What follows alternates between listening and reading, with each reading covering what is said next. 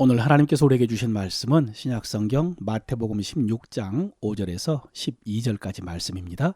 제자들이 건너편으로 갈새 떡 가져오기를 잊었더니 예수께서 이르시되 삼가 바리새인들과 서기관들의 누룩을 주의하라 하시니 제자들이 서로 의논하여 이르되 우리가 떡을 가져오지 아니하였도다 하거늘 예수께서 아시고 이르시되 믿음이 작은 자들아 어찌 떡이 없으므로 서로 의논하느냐 너희가 아직도 깨닫지 못하느냐 떡 5개로 5,000명을 먹이고 주운 것이 몇 바구니며 떡 7개로 4,000명을 먹고 주운 것이 몇 광줄이었는지를 기억하지 못하느냐. 어찌 내 말한 것이 떡에 관함이 아닌 줄을 깨닫지 못하느냐. 오직 바리새인과 사두개인들의 누룩을 주의하라 하시니 그제서야 제자들이 떡의 누룩이 아니요 바리새인과 사두개인들의 교훈을 삼가라고 말씀하신 줄을 깨달으니라. 아멘. 오늘도 여러분의 입술은 여러분이 받은 은혜와 여러분이 들은 하나님의 말씀만 말하는 입술이 되기를 바라고 이를 통해서 듣는 이들 속에 동일한 하나님의 역사가 나타나기를 바랍니다.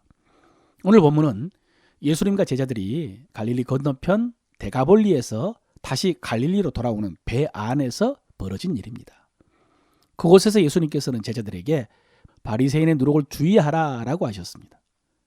왜냐하면 그 직전에 예수님이 바리새인들과 논쟁을 벌였기 때문입니다. 바리새인들이 예수님을 찾아와서 다시 하늘로부터는 표적을 보이라라고 요구를 했습니다. 예수님은 그들의 마음을 다 아셨습니다.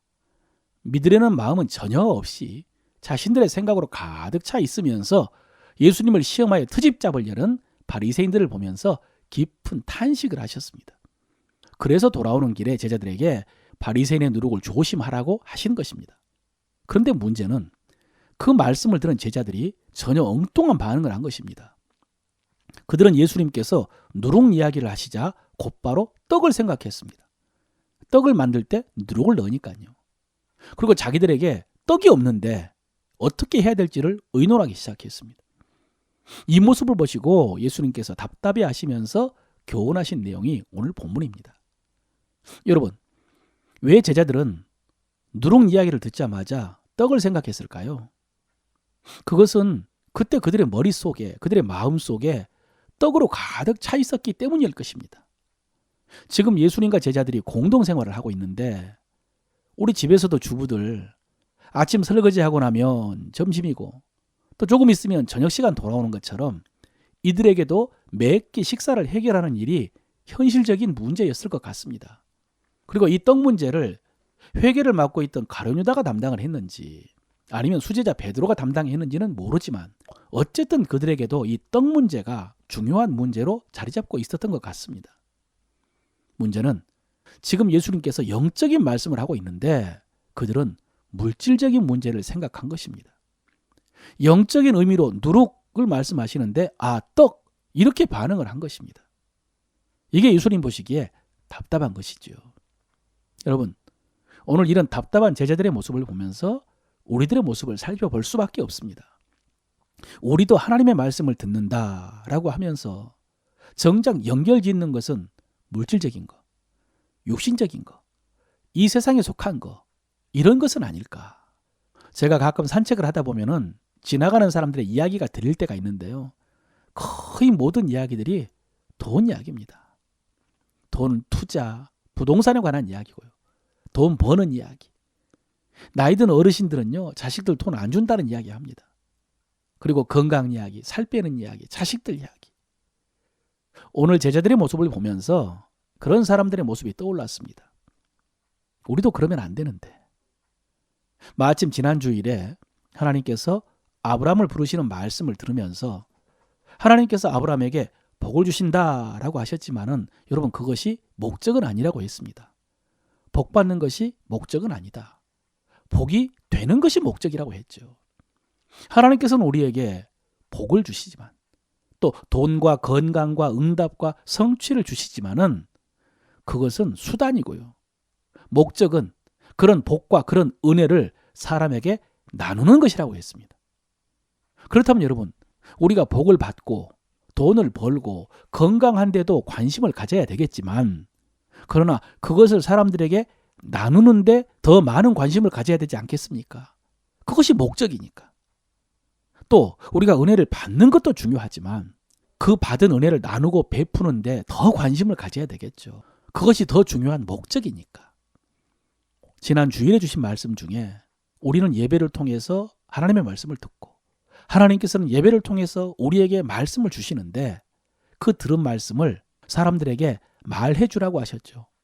그럴 때 그 사람들에게도 하나님의 역사가 나타나고 그것이 복이 되는 것이라고. 여러분 어떻습니까? 그날 받은 말씀 누구와 나누셨습니까? 오늘 예수님은 바리새인의 누룩을 주의하라 라고 하셨습니다. 여기서 예수님께서 누룩을 주의라고 하신 것은 누룩은 작은 덩이지만은 그러나 그것이 퍼지기 시작하면은 나중에는 걷잡을 수 없게 되기 때문입니다. 그럼 여기서 예수님께서 경계하신 바리새인의 누룩이 뭐냐? 오늘 12절에 보면요. 그것이 바리새인의 교훈이라고 했는데 쉽게 말하면 외식입니다. 형식주의. 나중에 24장에서 예수님께서 그들을 향해 이렇게 책망하십니다. 화 있을진저 외식하는 서기관과 바리새인들이여. 너희가 잔과 대접의 겉은 깨끗이 하되 그 안에는 탐욕과 방탕으로 가득하도다. 여러분, 이 외식이라는 바이러스가 우리 믿음에 감염되기 쉬운 바이러스라는 것입니다.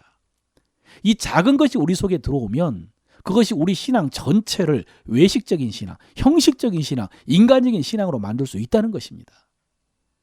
여러분, 이것은 그 바리새인들이 특별히 나쁘기 때문이 아니라 우리 모두가 다 동일하게 취약합니다. 우리는 다 겉으로 드러나는 것, 사람들에게 보이는 부분만 중요하게 생각하기가 쉽습니다. 또 겉으로 드러나는 것으로 자기를 자랑하고 그것으로 다른 사람들을 판단하기가 쉽습니다. 이것이 우리가 빠지기 쉬운 바리새인의 신앙입니다. 주님께서는 오늘 이것을 경계하신 것입니다. 그렇다면 여러분, 왜 우리가 외식에 빠질까요? 오늘 본문에서도 예수님께서 믿음이 작은 자들아 라고 하셨는데요. 한마디로 믿음이 부족한 것입니다. 히브리 기자가 하나님이 계신 것과 하나님께서 상 주신심을 믿어야 한다라고 했는데 그 믿음이 부족하기 때문에 아직도 하나님보다는 사람이 먼저 보이고 하나님이 주신 상보다는 사람의 인정과 칭찬을 의식하는 것입니다. 사랑하는 성도 여러분, 오늘 우리의 신앙을 정직하게 돌아보기를 원합니다. 어느덧 나도 모르게 바리새인의 외식주의에 빠져 있지 않는지, 정말로 하나님을 의식하며 두려워하며 살고 있는지. 코람데오라는 라틴어가 있는데요. 하나님 앞에서라는 뜻입니다. 오늘도 여러분의 믿음에서 바리새인의 누룩을 제거하고 코람데오 하는 여러분 되시기를 축원합니다.